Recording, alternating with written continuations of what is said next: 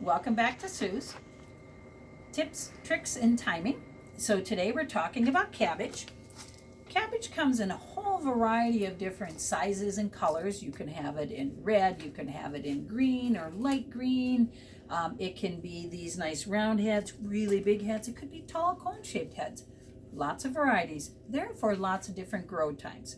So the one we have here, Pharaoh, is 63 days, relatively short time.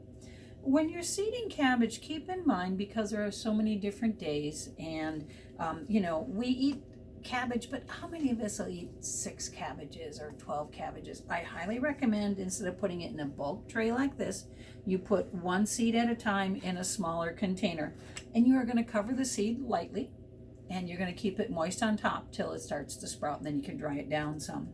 But one of the things about cabbage is it doesn't like to be in these trays, whatever size you're growing in, very long. If you hold it too long, it hardens up and doesn't do as well in the garden. So look at your timing, generally 4 to 6 weeks in the house, then it can go out to the garden. Here in Wisconsin, depends a lot on our weather, that time to the garden could be mid-April, could be early May. That's really hard to say, but we're going to kind of have to guess, and I would say start it in early April, ready to go to the garden then end of April or early May. Now, cabbage is easy to grow, but one of the things we have trouble with is once we hit the garden with it, is that the bugs like it. So the main pest is going to be that cabbage butterfly. They're yellow or white, real pretty, but what they're doing is they're flying around eating on your cabbages and laying eggs, which become those little green caterpillars that none of us like to eat.